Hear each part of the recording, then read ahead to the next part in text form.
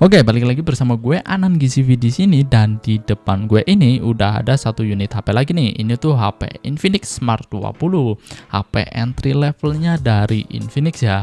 Dan ini tuh HP sebenarnya udah cukup lama dirilis ya. Tapi karena siapa tahu nih buat kalian yang lagi mau beli HP Infinix Smart 20, video ini bisa jadi apa ya? Kayak referensi terlebih dahulu gitu kan. Dan di video kali ini gue juga bakalan sedikit review sama ulik-ulik nih untuk HP Infinix Smart 20 ini. Tapi sebelum masuk ke video reviewnya, kita bakalan coba lihat untuk harga dari HP Infinix Smart 20 beserta varian RAM dan juga memorinya ya. Gue bakalan cantumin di sini nih.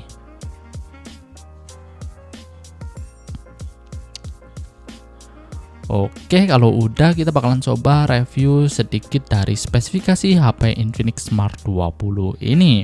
Untuk layar HP Infinix Smart 20 udah dibekali layar di 6,78 inch, panelnya itu IPS LCD, HD plus di 720 x 1600-an lah ya.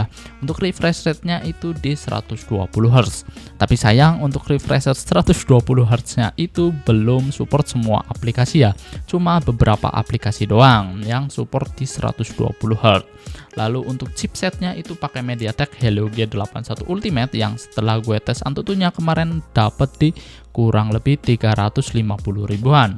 Lalu untuk varian RAM-nya itu di 4GB ya, cuma 4GB doang varian RAM-nya.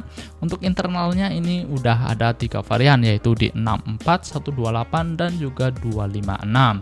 Lalu tipe memorinya itu masih eMMC ya. Untuk kamera HP Infinix dibekali kamera depan dan belakang itu di 8 megapiksel. Baterainya itu di 5200 mAh. Chargingnya udah support di 15 watt ya. Dan OS-nya udah pakai Android 16 dan XOS 16 untuk sistem operasinya ya. Di sini jaringannya masih 4G, ketahanan HP-nya udah ada rating IP64 yang udah bisa lah ya untuk kena cipratan air gitu kan. Oke, dan di sini gue bakalan coba tes untuk multitasking di HP Infinix Smart 20 ya. Ini gue udah nyiapin beberapa aplikasi yang umum banget biasanya dipakai ya. Dan di sini gue bakalan coba untuk buka tutup aplikasinya, apakah multitaskingnya enak apa enggak gitu kan, dengan chipset Helio G81 Ultimate ya.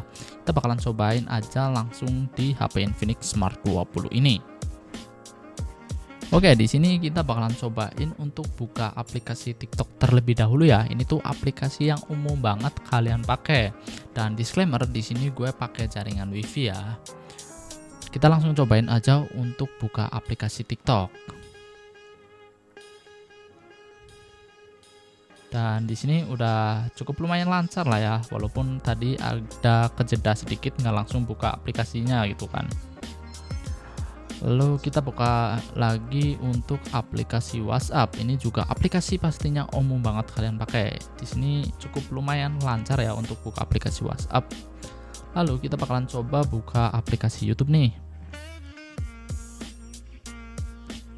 Oke, untuk buka aplikasi YouTube juga ini cukup lancar ya. Lalu kita bakalan coba buka aplikasi Mobile Legends, game sejuta umat ya. Oke.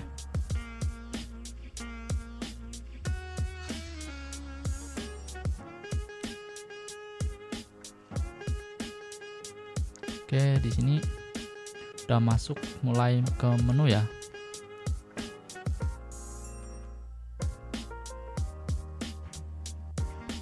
Oke, untuk buka menu Mobile Legends-nya ini agak sedikit kesendat ya.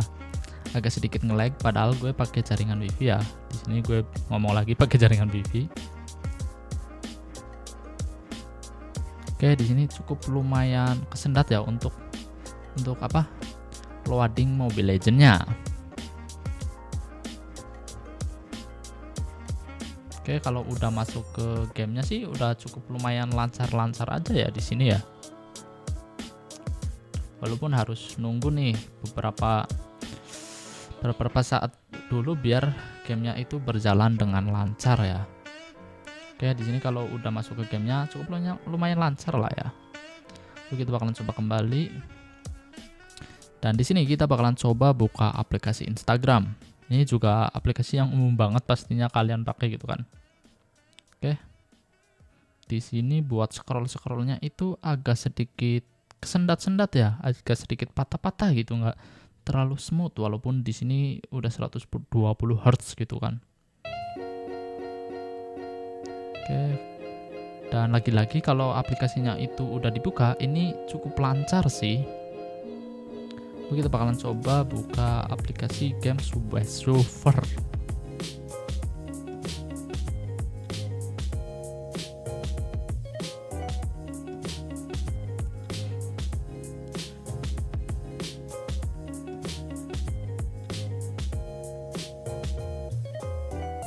Oke, di sini cukup lumayan lama ya buka aplikasi Subway Surf-nya. Nah, udah buka cukup banyak aplikasi ya tadi. Oke, kita coba langsung main aja ya. Oke. Oke. Di sini kalau main Subway Surf ini cukup lancar banget. Enak nih kalau buat main Subway. Oke. Dan kalau nabrak itu agak sedikit nge-lag ya. Lalu kita bakalan coba kembali ya, dan di sini kita bakalan coba buka aplikasi Dana. Ini juga aplikasi yang umum banget pasti kalian pakai ya. Untuk buka aplikasi Dana di sini cukup lumayan memakan waktu ya menurut gue ya. Dan di sini refreshnya aja cukup lumayan nge-lag nih.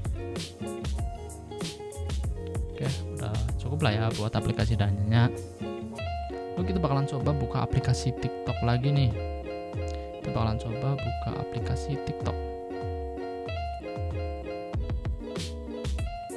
Dan di sini nge-restart ulang aplikasi TikToknya. Oh ya, disclaimer, ini gue pakai yang varian 64 dan RAM-nya 4GB. Lalu kita bakalan coba buka aplikasi WhatsApp.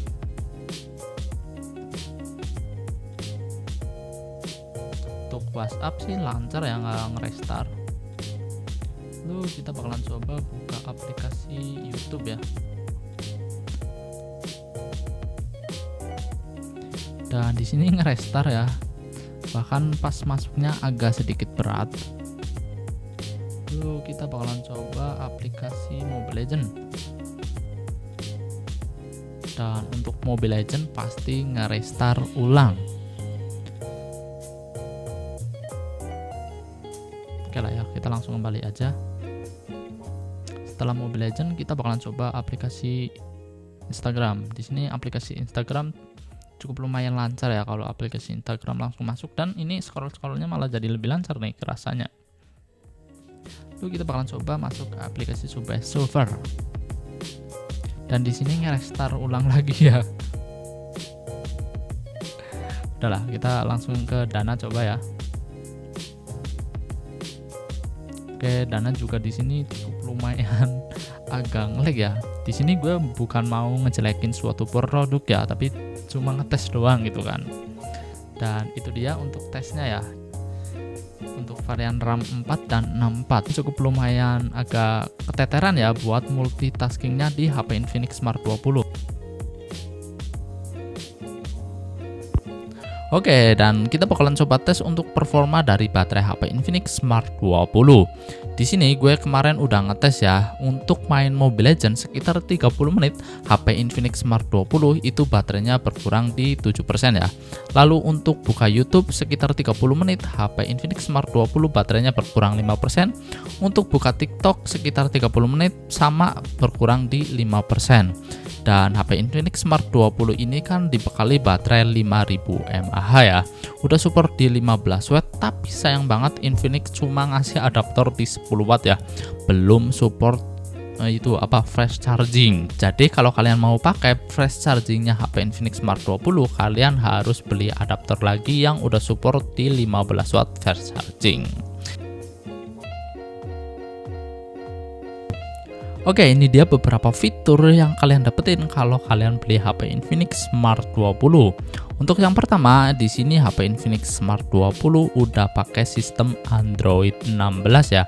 Dan di sini udah pakai XOS 16 juga dari Infinix yang menurut gue ini tuh customisasinya cukup lumayan banyak. Untuk tema-temanya juga lumayan banyak, control centernya juga menurut gue bagus ya, kalian bisa lihat sendiri. Dan yang paling gue suka di HP Infinix Smart 20 itu kita bisa nyalain WiFi sama hotspot secara berbarengan ya. Jadi ini bisa tethering pakai jaringan WiFi. Lalu HP ini juga udah ada dynamic bar ala-ala brand sebelah ya. Ini dynamic barnya cukup lumayan bagus ya. Dan HP Infinix Smart 20 juga udah ada AOD, Always On Display. Walaupun ini pakai IPS LCD tapi ini udah ada ala-ala AOD-nya ya. Ini cukup fitur yang lumayan bagus sih, walaupun ini AOD-nya cukup sebentar ya. Dan HP Infinix Smart 20 juga udah dibekali fingerprint sensor yang include sama tombol on off ya. Untuk fingerprint sensornya menurut gue ini cukup responsif ya, cukup lumayan kenceng nih. Oke, itu cukup lumayan kenceng kan. Dan itu dia sedikit review buat HP Infinix Smart 20. Segitu dulu aja. Kalau kalian punya pendapat lebih, kalian bisa komen-komen di video ini ya. Dan itu dia Infinix Smart 20.